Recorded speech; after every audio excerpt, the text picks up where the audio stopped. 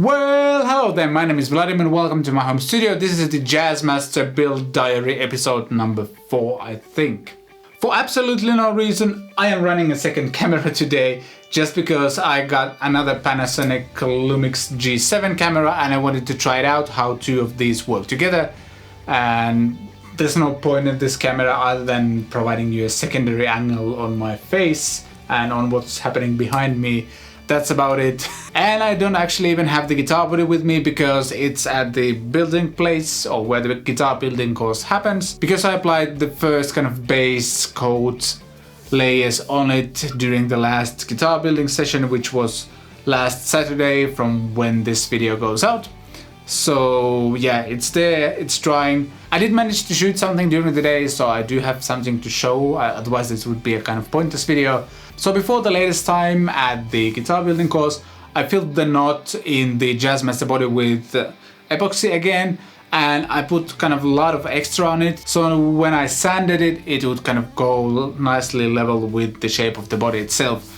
And before I shot a single video or took a single photo, I already had sanded that. I was excited to get going at the course, and in this clip you see how it looked like right after I had sanded that. I did that the first thing when I arrived there. As you can see, it's not perfect yet, there's small holes here and there, and for that I got this Built-A super glue plus the activator.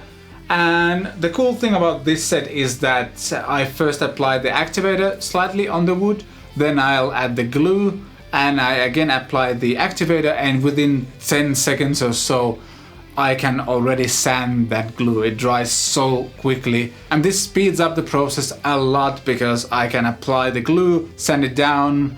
Usually there's still something to fix, so I'll do that again, and like within 5 minutes I might have repeated the whole process 5 times. So this stuff is really good. My goal during last Saturday was to be able to apply the base coat, and that's exactly what I got to do. One of the steps was taking some water and applying it on all of the dents and such.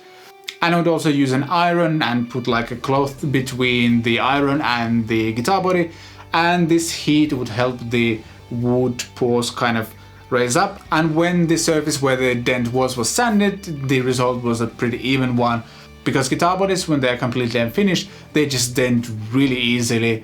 Although it isn't the softest wood around there, but it's not like maple or anything, so it does dent like semi-easily, and I had to be really careful not to dent it again after sanding it.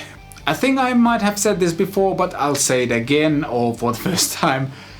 Building a guitar is like 80% sanding, so if you hate sanding, you'll probably hate building guitars as well. Probably for half of the day I spent there, which is from 10 AM to 5 PM roughly, I was just sanding. The Jazzmaster body is actually pretty fun to work with because it doesn't have these kind of super strict lines or anything like that. Everything is a bit rounded and, I don't know, groovy in the sense. So there isn't like a super precise shape you're going for. For example, the black guitar is a completely flat top and flat bottom. There's no kind of belly cut or anything like that. So you need to have kind of sharp edges and really kind of even surfaces.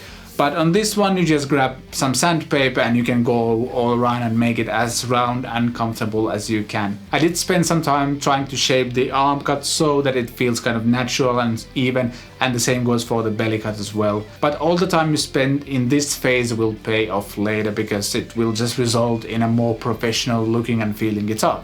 Once the guitar was sanded to 320 grit sandpaper, my teacher told me to apply the water plus heat process once more before I would sand it with 320 grit sandpaper again. So I did that. I applied a lot of water on the guitar body and actually had to wait for a little while for it to dry, as you can see in this video. But after doing that and sanding everything again, the surface was super smooth and I had to be super careful not to dent it again, and that was a little bit nerve-wracking, but I think I managed to do that.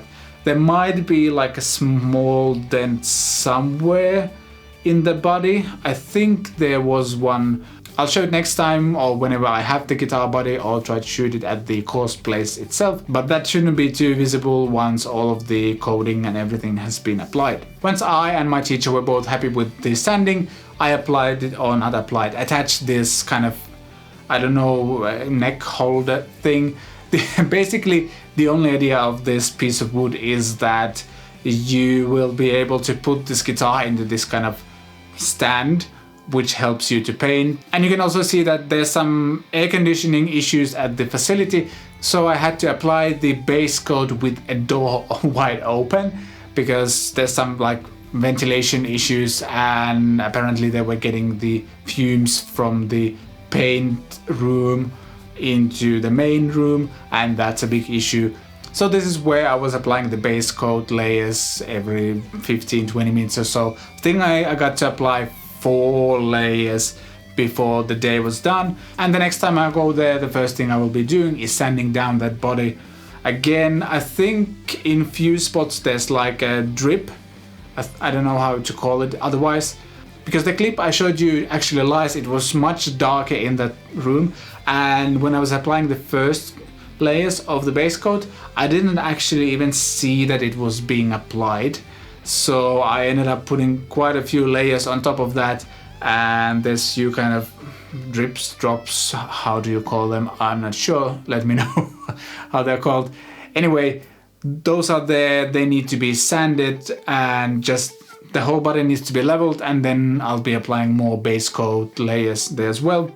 We talked with my teacher about how we'll get the body color right, because this is roughly what I'm going for, and we both agreed that we'll probably not be painting it. Instead, we'll add some stain into the coat layers. Basically, it's the basic polyurethane coat plus some stain, and I think the layers will go so that there will be a few more base coat layers, then some up with the stain, and then again some just clear coat layers. And that should do the trick. I think at least that's how it will go. I'm not 100% sure about this. I do have something to show you, I guess, because there was quite a bit of time in between the base coat layers. What I started to do is working on a pickguard, or actually this is almost finalized pickguard. As you can see, it's a tele pickguard. This will go on my white tele pretty soon. I may have something special coming pickups wise, and I'm going to need this for that. It's still missing the holes for the screws. I need to probably detach the pickguard I have on my telly and use that as a template, because when I was building the telly I got a Harley Benton pre-made pickguard, and that didn't really fit with the official kind of fender specs. So the screw holes are kind of randomly placed on that one compared to the Fender ones. So I cannot use like an official Fender pickguard template. I need to use my own pickguard as a template for a new pickguard. I think you get the idea. There was, by the way, one more thing that we did talk with the teacher, and that is that I won't be finishing the neck on the Jazzmaster with lacquer or anything like that. This is the neck of my telly, and as you can see, hopefully on this camera, this is actually oil finished. There's no lacquer or anything like that. It feels super smooth, but it doesn't feel like a natural finish, and it doesn't collect dirt in the same way. And apparently you can also finish the maple fretboards with the oil finish as well. So the neck on the Jazzmaster won't be painted or colored in any way. I will just apply this oil on it. I think you can finish that with like gun oil or something like that. I'm not 100% sure. I need to check with my previous teacher what we used on this, but the end result is really smooth, and again it feels different to just a satin finish or natural finish.